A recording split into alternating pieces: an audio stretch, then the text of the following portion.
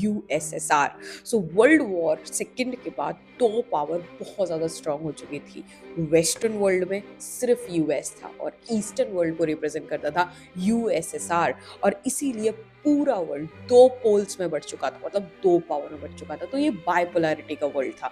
तो यहाँ पर फिर धीरे धीरे इनमें इतना कंपटीशन होता है जिसे हम कोल्ड वॉर कहते हैं, और इसी के बाद इनमें से एक हार जाएगा और एंड ऑफ बाइपोलैरिटी हो जाएगा। मतलब कि ये जो टू पावर वर्ल्ड है वो यूनिपोलर बन जाएगा, एक पावर में ही बढ़ जाएगा। तो चलिए शुरू करते हैं। तो इस कहानी की शुरुआत होती है बर्लिन वॉल के टूटने से।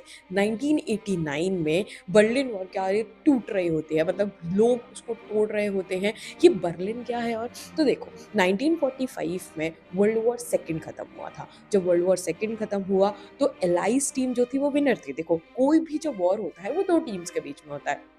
वर्ल्ड वॉर टू भी अगर हम बात करें एलाइस और एक्सेस के बीच में था, तो एलाइस पावर जीती और इसी एलाइस पावर में थी ये जो टू बड़ी पावर है। जैसे आज पूरा का पूरा वर्ल्ड एक पावरफुल कंट्री है ना, जिसका नाम आपके दिमाग में आता है, उस समय पूरे वर्ल्ड में दो ही कंट्री पावरफुल थी। और आपको पता है ये वर्ल्ड फर्स्ट वर्ल्ड और सेकेंड वर्ल्ड कहा जाता था। फर्स्ट वर्ल्ड यूएसए का वर्ल्ड और सेकेंड वर्ल्ड यूएसएसआर का। तो यूएसएसआर आज नहीं दिखती, लेकिन देखेंगे ये क्या है। तो जैसे ही वर्ल्ड वॉर खत्म हुई एलाइज विनर थे और एलाइज का ही पार्ट थे यूएस और यूएसएसआर।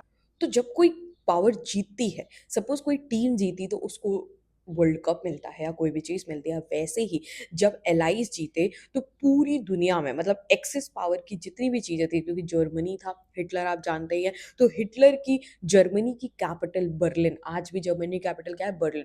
बर्लिन का बंटवारा हुआ और आधा बर्लिन वेस्ट बर्लिन, क्योंकि यूएस कहाँ पे है? वेस्ट में, तो वेस्ट बर्लिन किसको मिल गया? यूएसए को मिल गया। और ईस्टर्न बर्लिन यूएसएसआर को मिल गया। और यहाँ पर एक बर्लिन वॉर क्रिएट हो गई। और इस वॉल को क्यों क्रिएट किया गया, ये बर्लिन की दीवार क्यों बनी? तो ये बर्लिन की दीवार ये शो करती है कि ये टेरिटरी, वेस्टर्न वाली टेरिटरी यूएस की है और ईस्टर्न वाली टेरिटरी यूएसएसआर की है। और अब एक नई लड़ाई शुरू होगी जो यूएस और यूएसएसआर के कंपटीशन को दिखाती है। तो बर्लिन वॉर 1989 में टूटी। इसका मतलब है कि अब यहाँ पर जो लोग हैं वो विद्रोह पर उतर आए हैं।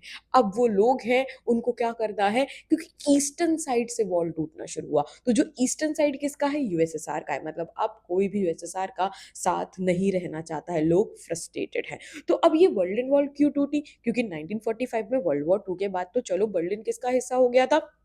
एक तरीके से एलाइज का हिस्सा हो गया था और एलाइज में यूएस और यूएसएसआर को ये मिल गया था। फिर ऐसा क्यों हुआ? तो चलिए इसके लिए बिल्कुल फ्लैशबैक में जाते हैं और कहानी की शुरुआत करते हैं कि आखिरकार यूएसएसआर यूएसए है क्या और क्यों बर्लिन वॉल को यहाँ पर तोड़ना पड़ा और क्या चीजें होती हैं। तो चलिए शुरू करते हैं। तो सबसे पहले अगर हम यहाँ पर बात करें तो यूएसएसआर है union of Soviet socialist Republic. इसका मतलब क्या है? इसका मतलब है एक ऐसी कंट्री थी जिसमें 15 कंट्री मिली हुई थी। अब यूएसएसआर का फॉर्मेशन कैसे होता है, तो चलिए यहाँ पे देखते हैं। तो 1917 में एक रशियन रिपब्लिक थी, ठीक है। एक तरीके से अगर हम बात करें तो जार निकोलस सेकेंड रशिया के राजा थे और यहाँ पर मोनार्की का कंट्रोल था। लेकिन यहाँ होता है सोशलिस्ट रिवॉल्यूशन। तो व्लादिमीर लेनिन जो एक बहुत बड़े बाद में तानाशाह के तौर पे जाने जाते हैं, जैसे हिटलर हुआ, व्लादिमीर लेनिन हुए, इसके बाद स्टालिन आएंगे। तो यहाँ पे व्लादिमीर लेनिन क्या कर देते हैं? सोशलिस्ट रिवॉल्यूशन कर देते हैं और उनकी पार्टी का नाम होता है बोल्शेविक पार्टी। और इस सोशलिस्ट, ये वर्ल्ड का जो कह सकते हैं ना बहुत बड़ा सोशलिस्ट रिवॉल्यूशन था, जिसमें वो चाहते हैं कि भाई लोगों के पास सब कुछ हो। ये रिवॉल्यूशन बताता है कि वो बिल्कुल कैपिटलिज्म के खिलाफ थे कि कैपिटलिस्ट तो करना ही नहीं है हमें किसी भी चीज को। कैपिटलिज्म और सोशलिज्म क्या होता है? तो बेसिकली कैपिटलिज्म का मतलब है जहां लोग सिर्फ प्रॉफिट और प्राइवेट प्रॉपर्टी में बिलीव करें, एंड सोशलिज्म जहां लोग सिर्फ बिलीव करें कि सब कुछ इक्वली बंटना चाहिए लोगों के बीच में। तो यहाँ पे सोशलिस्ट रिवॉल्यूशन होता है, जार निकोलस सेकंड को हरा दिया जाता है और उसके बाद यूएसएसआर का फॉर्मेशन हो जाता है। यूएसएसआर के फॉर्मेशन के बाद जो बोल्शेविक पार्टी है वो कम्युनिस्ट पार्टी में बदल जाती है और यहाँ पर जो लीडर होते हैं वो कौन बन जाते हैं? व्लादिमीर लेनिन बन जाते हैं।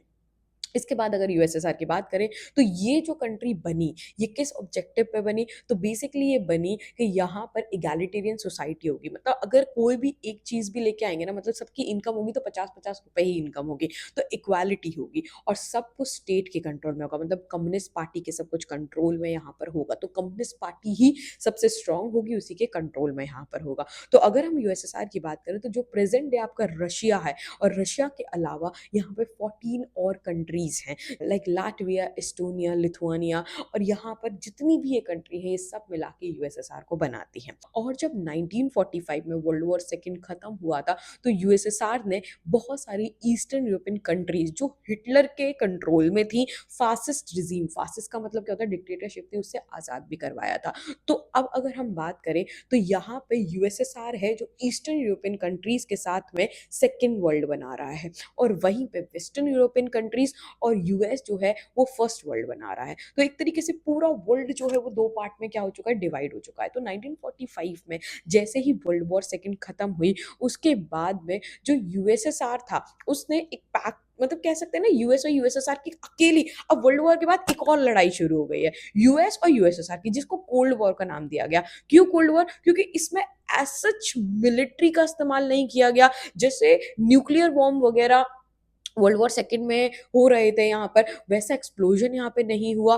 क्यों? क्योंकि पहले ही बहुत ज़्यादा क्या हो चुकी है, जान मान की हानि हो चुकी है, तो ऐसा कोई भी चीज़ यहाँ पर नहीं दिखी। लेकिन ये प्योरली कंपटीशन की लड़ाई थी। तो 1945 में जैसे ही वर्ल्ड वॉर सेकंड खत्म हुआ, उसके बाद यूएस और यूएसएसआर दोनों ही अपना पावर बढ़ाना चाहते थे। और देखो, दो एक म्यान में दो तलवार नहीं रोक सकती, तो इनको क्या चाहिए था कि वर्ल्ड में सिर्फ एक ही पावर हो, इसीलिए इन दोनों के बीच में टसल शुरू होती है, और ये ज़्यादा से ज़्यादा टेरिटरीज को एक्वायर करना शुरू कर देते हैं, ज़्यादा से ज़्यादा कंट्रीज को अपने कंट्रोल में करना शुरू कर देते हैं, और उसी के साथ में रिसोर्सेज डेवलपमेंट ये सब कुछ करना शुरू कर देते हैं। तो यहाँ पर उस समय एक चीज चलती थी जिसका नाम था military alliance. What is military alliance? Military alliance का मतलब है कि एक कंट्री जो जैसे यूएस या यूएसएसआर है, वो एक पैक्ट साइन करवाएगी, और उस पैक्ट के अंदर ये लिखा होगा कि आज से जो भी कंट्री इस मिलिट्री अलायंस को साइन कर रही है वो यूएस या यूएसएसआर के साथ में है, और कभी भी उस पर कोई मिलिट्री हमला होता है ऑपोजिट साइड से, तो वो किस पे, जिस कंट्री का पैक्ट साइन किया, मतलब अगर आपने यूएस का पैक्ट साइन किया तो यूएस पे हमला माना जाएगा, और यूएस क्या करेगा, मदद करेगा फाइनेंशियली, ठीक है, हर चीज से उसकी मदद करेगा कंट्री के ग्रो करने में। तो यूएस और यूएसएसआर ने दोनों ही मिलिट्री अलायंस बनाए। तो यूएस का मिलिट्री अलायंस जो आज भी चलता है, जिसका नाम है NATO, North Atlantic Treaty Organization, जो भी इसको साइन करता है वो यूएस के साथ क्या बन जाता है, एक तरीके से पार्टनर बन जाता है, और वो उसके कंट्रोल में आ जाता है। और यूएसएसआर का अपना पैक्ट है जिसका नाम था वॉरशो पैक्ट, जो भी इसको साइन करेगा वो यूएसएसआर का पार्ट बन जाएगा। तो यहाँ पर वॉरशो पैक्ट ईस्टर्न यूरोपियन कंट्री ने साइन किया, और उन्होंने सेकेंड वर्ल्ड बना दिया, जिसको सोवियत ब्लॉक कहा जाता था। और यहाँ पर नाटो वेस्टर्न यूरोपियन कंट्री ने साइन किया, और उन्होंने क्या बना दिया, यहाँ पर एक तरीके से फर्स्ट वर्ल्ड बना दिया। अब फर्स्ट और सेकेंड वर्ल्ड में एक दिक्कत थी, दोनों ही एक दूसरे से ऑपोजिट थे, क्योंकि जो फर्स्ट वर्ल्ड था वो कैपिटलिज्म को शो करता था, मतलब ओनली प्रॉफिट मेकिंग, और प्रॉफिट मेकिंग के साथ में सिर्फ और सिर्फ प्राइवेट चीजों पे ध्यान देना। और यहाँ पे जो सोशलिस्ट वर्ल्ड था वो सिर्फ और सिर्फ किस में बिलीव करता था, कम्युनिज्म में, सोशलिज्म में, मतलब इक्वालिटी में, कोई प्राइवेट प्रॉपर्टी नहीं होगी, सारी प्रॉपर्टी गवर्नमेंट के कंट्रोल होगी। तो इस तरीके से जो यूएस की इकोनॉमी थी वो धीरे धीरे धीरे धीरे बढ़ती चली गई। क्यों बढ़ती चली गई? क्योंकि प्रॉफिट मेकिंग, कैपिटलिज्म हमेशा ही एक्सीड करता है। लेकिन यूएसएसआर भी कम नहीं था। उस समय अगर वर्ल्ड पावर था यूएसएसआर, तो उसका oil factory, iron steel factory, communication, transport एक नंबर था। लेकिन उसने, क्योंकि देखो, पूरे वर्ल्ड में यूएसएसआर बहुत पावरफुल था, लेकिन बस यूएस से सबसे ज्यादा पावरफुल नहीं था। यूएस को बीट कर रहा था, लेकिन यूएस के बराबर नहीं पहुंच पा रहा था। तो इसीलिए उसने आर्म रेस करना शुरू करी, मतलब हथियार ज्यादा से ज्यादा बनाने शुरू किए यूएस के साथ, क्योंकि कोल्ड वॉर चल रही थी ना, तो एक दूसरे पे ये लगे हुए थे कि भाई कौन कितना स्ट्रांग है। और इसी बीच जो यूएसएसआर है, कम्युनिस्ट पार्टी है, उसने क्या किया, उसने एक तरीके से अपना सारा का सारा पैसा उसी कंपटीशन में लगाना शुरू कर दिया, मतलब हथियार बनाने शुरू कर दिया। लोगों को मतलब मिल ही नहीं रहा था कुछ भी। और यहाँ पर क्या हुआ, लास्ट में अफगानिस्तान इन्वेजन कर लेता है 1979 में, और बस यहाँ पर उसका सारा पैसा बर्बाद हो जाता है, इकोनॉमी बिल्कुल 1970 से शैटर करनी शुरू हो जाती है, और वो पीछे होता चला जाता है। अब अगर हम शुरुआत में बात करें तो यूएसएसआर से ज़्यादा पावरफुल कंट्री कोई नहीं हुआ करती थी, अगर यूएसए के अलावा बात किया जाए, क्योंकि वो अपनी कंट्री में लोगों को सब्सिडीज देते थे, वो अपनी कंट्री में हेल्थ, एजुकेशन सब पे काम किया करते थे, लेकिन कंपटीशन के चक्कर में सब कुछ बर्बाद कर देते हैं। और लास्ट जहाँ से बर्बादी और शुरू होती है वो है अफगानिस्तान इन्वेजन, ठीक है। देन इसके बाद अगर हम बात करें तो धीरे धीरे क्या होता है, यहाँ पर बहुत ज़्यादा इकोनॉमी भी बहुत ज़्यादा डाउन पे चली जाती है। और जितनी भी ईस्टर्न यूरोपियन कंट्री थी, इवन अगर हम बर्लिन की बात करें तो वेस्ट बर्लिन तो बहुत ज़्यादा ग्रो हो रहा था, लेकिन ईस्ट बर्लिन ग्रो ही नहीं हो रहा था, क्योंकि करप्शन बहुत ज़्यादा बढ़ गया था। यूएसएसआर में जो लीडर्स थे, कम्युनिस्ट पार्टी थी, वो किसी की चलने ही नहीं देती थी, ना डेमोक्रेसी थी, लोगों को बोलने तक का अधिकार नहीं था, लोग बहुत ज़्यादा फ्रस्ट्रेट होते चले गए और सिर्फ रशिया की सुपरमेसी होती थी। देखो अगर हम बात करें पूरी की पूरी यूएसएसआर 15 कंट्री से जरूर मिला है, लेकिन है तो एक ही कंट्री ना, सबकी बात माननी चाहिए, पर सबकी बात नहीं मानी जाती थी। बस इसी में क्या हुआ, तो अंदर ही अंदर सबके अंदर गुस्सा भर रहा था, लेकिन बोले कौन, क्योंकि कोई नहीं बोल सकता है। अगर कोई बोला तो वहां सजा मिलेगी, पनिशमेंट मिलेगी, और यहाँ पे करप्शन बढ़ता चला जाता। कम्युनिस्ट पार्टी की मनमानी और यूएसएस से कंपटीशन इतना बड़ा कि कम्युनिस्ट पार्टी एक तरीके से अपने, मतलब वो तो मर्सिडीज में घूम रहे हैं, वो तो बढ़िया मतलब लग्जरी में है, लेकिन लोगों की कंडीशन बहुत खराब होती चली जा रही थी। और इसी के साथ में जैसे सबसे पहले लीडर अगर लेनिन थे, उसके बाद स्टालिन आए, उसके बाद अगर हम बात करें तो कई सारे लीडर्स आए, लेकिन लास्ट में अगर हम बात करें कौन से लीडर, गोरवचे, मिखाइल गोरवचे आते हैं। और मिखाइल गोरवचे के आने से सब कुछ चेंज होता है, क्योंकि मिखाइल गोरवचे थोड़े से लिबरल थे, वो बहुत ज्यादा हार्डकोर कट्टरपंथी नहीं थे कि नहीं सब कुछ गवर्नमेंट के हाथ में होना चाहिए, कम्युनिज्म ही होना चाहिए। क्यों? क्योंकि उनको दिख रहा था कि इकोनॉमी डाउन पे जा रही है और इस कंपटीशन के चक्कर में तो हम सब बर्बाद कर लेंगे। तो वो एक लिबरल आइडिया लेके आए, वो थोड़ी सी रिफॉर्म लेके आए, रिफॉर्म मतलब बदलाव लेके आए, लेकिन ये बदलाव उन्हीं पे भारी पड़ जाएगा ये किसी को नहीं पता था। क्योंकि जब मिखाइल गोरबचेव थोड़े से डेमोक्रेटिक रिफॉर्म लेके आए, जैसे कि उन्होंने कहा कि अब वेस्ट के साथ थोड़ी दोस्ती बढ़ानी चाहिए। हम जब यूएसएसआर बना तो वेस्ट के साथ बिल्कुल कट रहा था, लेकिन वेस्ट के साथ थोड़ी दोस्ती बढ़ानी चाहिए। और उसी के साथ में क्या करना चाहिए, उसी के साथ में डेमोक्रेसी होनी चाहिए, मतलब सारी जितनी भी इसके अंदर रिपब्लिक है यूएसएसआर के अंदर, वो अपने ऑटोनोमस डिसीजन ले सकती हैं। अब एक बात बताओ, पहले किसी ने खीर का स्वाद नहीं चखा है तो कोई रिवॉल्ट नहीं करेगा, अब उसने मीठे और खीर का स्वाद चख लिया है और अब तुम उनको रोकने की कोशिश करोगे तो नहीं रुकेंगे। तो मिखाइल गोर्बाचेव थे तो ब्रॉड माइंडेड, लेकिन उन्हीं की जो दाव था वो उन्हीं पे भारी पड़ गया, ठीक है। धीरे धीरे उनके हाथों से सब कुछ निकलने लगा। उन्होंने रशिया में अपना एक ऑफिसर बोरो येल्स्टीन को भी रखा, और उसके बाद क्या हुआ, धीरे धीरे जो कंट्री है वो अपने आप को थोड़ा इंडिपेंडेंट मानने लगी। तो उसी समय जो कम्युनिस्ट पार्टी के हार्डलाइनर थे, कट्टरपंथी थे, उन्होंने गोरबचे को हटा दिया रातों रात, कू कर दिया यहाँ पर। और कू करने के बाद क्या हुआ, मतलब तख्ता पलट कर दिया और खुद आ गए, लेकिन तब तक बहुत देर हो चुकी थी। इसके बाद वही उसी समय रशिया में इलेक्शन हो रहे थे, तो बोरिस येल्स्टीन जो है वो बहुत सारे वोटों से जीते और रशिया, यूक्रेन, बेलारस, इन्होंने डिसइंटीग्रेशन का बोल दिया कि अब यूएसएसआर क्या हो जाएगा, अब डिसबैंड हो जाएगा। और उसी के बाद देखो, अगर इसमें अगर हम बात करें, यूएसएसआर में यूरोपियन कंट्री, रशिया और बहुत सारी सेंट्रल एशियन कंट्री भी थी। सेंट्रल एशियन कंट्री कभी भी डिसइंटीग्रेशन नहीं चाहती थी, लेकिन जब डिसइंटीग्रेशन हुआ और इन सभी कंट्री कॉमनवेल्थ का आइडिया अपना लिया, ठीक है, तो इस समय सबसे ज्यादा शॉक जो हुई वो वेस्टर्न एशियन कंट्रीज ही हुई, क्योंकि वो नहीं चाहती थी कि ऐसा कुछ भी हो। लेकिन 1991 में यहाँ पर क्या हुआ, यूएसएसआर का डिसइंटीग्रेशन हो जाता है।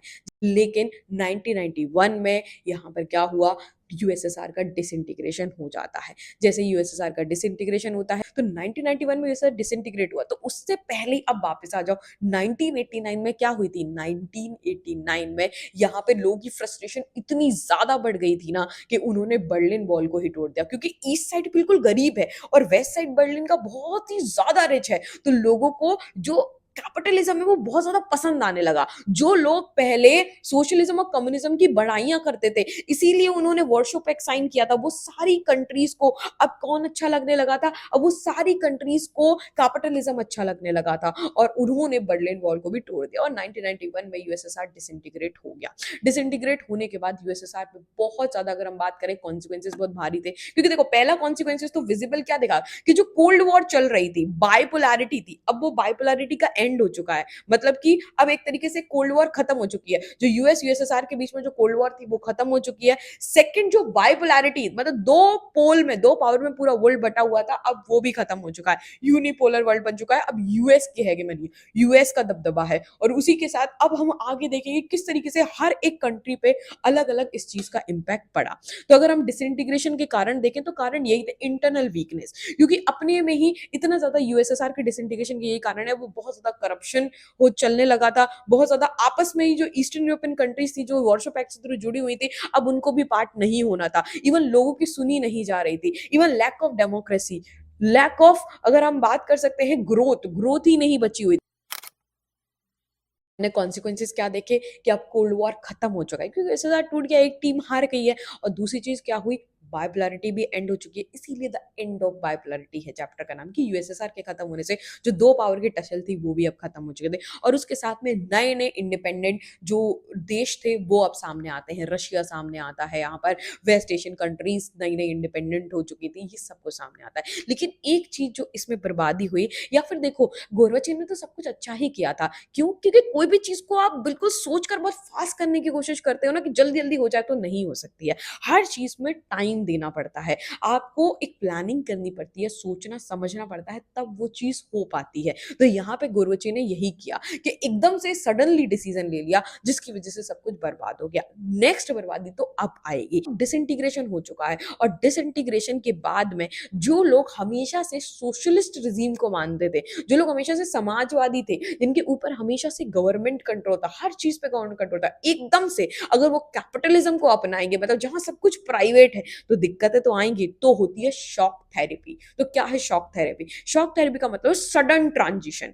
जब आप किसी चीज से किसी चीज में, जैसे सपोज दैट आप 5th क्लास से सीधे जंप करके 12th क्लास में आओगे, तो एकदम से शॉक लगेगा, आप उस चीज को रजिस्ट नहीं कर पाओगे। तो वैसे ही यहां पर हुआ कि यूएसएसआर में जितनी भी कंट्रीज थी, अब उनका फेज सोशलिज्म से सीधे सडन ट्रांजिशन होकर कैपिटलिस्ट इकोनॉमी बन जाती है। तो यहाँ पे शॉक थेरेपी होती है। क्यों शॉक थेरेपी होती है? क्योंकि धीरे धीरे इनकी इकोनॉमी कोलैप्स कर जाती है। अगर हम बात करें तो यहाँ पे दो नई ऑर्गेनाइजेशन बनती है, आईएमएफ और वर्ल्ड बैंक, जो थी यूएस के सपोर्ट से। तो यहाँ पे वो क्या करती है, धीरे धीरे लोन प्रोवाइड करती है, जिससे सारी की सारी इकोनॉमी, क्योंकि उनको तो दूर के ढोल सुहाने लग रहे हैं, उनको तो कैपिटलिज्म जम रहा है, तो चलो ये कैपिटलिस्ट में चेंज हो जाए। लेकिन ये जो शॉक थेरेपी होती है, मतलब ये जो सडन ट्रांजिशन करते हैं फ्रॉम सोशलिज्म टू कैपिटलिज्म, वो उन्हीं कंट्री पे भारी पड़ जाता है। तो कॉन्सिक्वेंसेस देखते हैं कि भाई क्या परिणाम हुआ शॉक थेरेपी का। सबसे पहला परिणाम हुआ कि सभी की इकोनॉमी कोलैप्स हो गई, क्योंकि सब गवर्नमेंट के अंदर थी। अब एकदम से आप प्राइवेटाइजेशन लेके आओ, तो गवर्नमेंट ऊपर से हट गई इंडस्ट्रीज के ऊपर से, तो ओनर ही हट गया ना इंडस्ट्री का।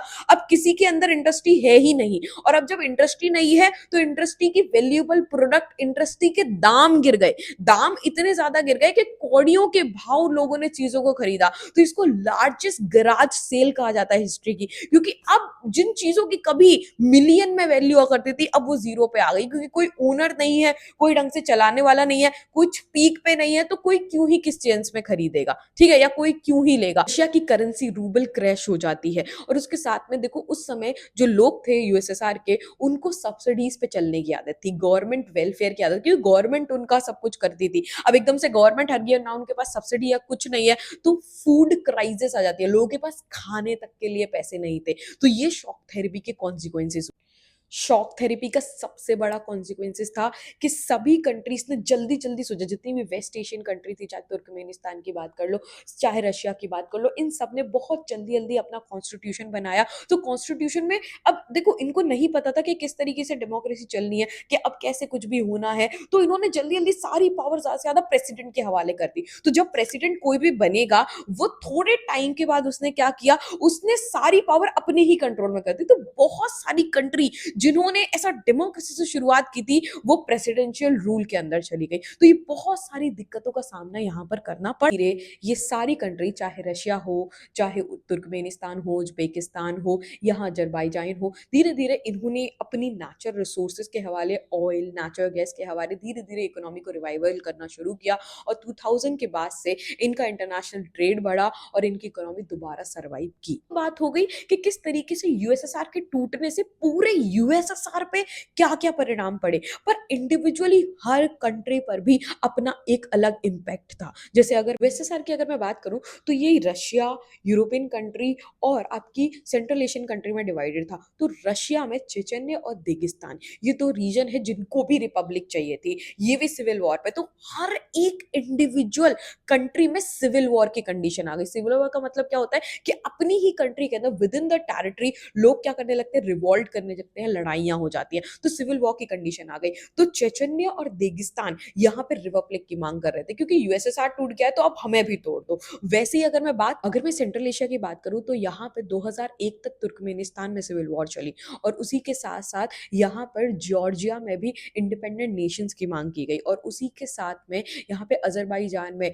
जहाँ पे नगोर्नो काराबख ट्राइब रहती है, वहां पर क्या हुआ, लोकल आर्मीनियन ट्राइब्स थी जिन्होंने आर्मीनिया को ज्वाइन करने की बात करी। तो यहाँ इंटरनल डिस्टर्बेंस बहुत ज्यादा हुए, क्योंकि एकदम से कोई भी पावर जो है वो टूट गई है। अब लोग क्या करें ये समझ नहीं आ रहा। तो युगोस्लाविया, चेकोस्लोवाकिया, यूरोप में सभी कंट्री डिसइंटीग्रेट हो गई 1991 के बाद। तो चेक और स्लोवाकी 2 इंडिपेंडेंट कंट्री बनी। यूगोस्लाविया में 6 कंट्री निकली, जैसे क्रोएशिया, स्लोवेनिया, बहुत सारे। इस तरीके से यहाँ डिसइंटीग्रेशन हो गया, और उसी के साथ में यूएस ने फायदा उठाया, क्योंकि अब वो सोल पावर था, तो उसने सेंट्रल एशियन कंट्री में अपना बेस स्टेशन सेटल कर लिया। और रशिया भी अब सभी के ऊपर डोमिनेंस देख रहा था, और चाइना की भी नजर सबके ऊपर थी। लेकिन यूएसएसआर में हेड किसने किया, यूएसएसआर की गद्दी को किसने संभाला? तो जब ये कॉमनवेल्थ नेशन बने, तो यूएसएसआर की गद्दी किसको मिली? रशिया को मिली। तो यूएन में सीट भी किसको मिली? रशिया को यहाँ पर मिली। पर इन सब के बीच यूएस ने फायदा जरूर उठाया।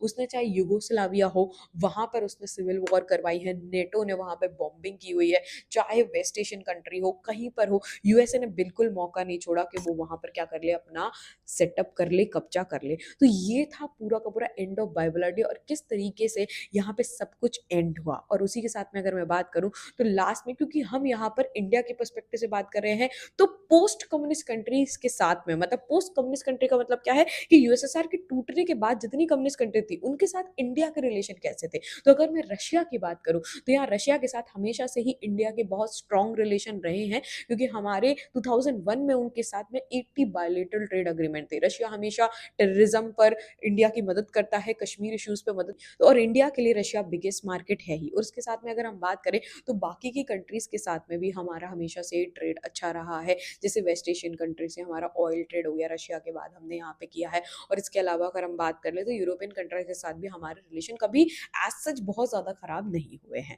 तो ये है आपका चैप्टर, क्विक समरी, और इसके बाद मैं इसका डिटेल एक्सप्लेनेशन भी दूंगी। Thank you so much.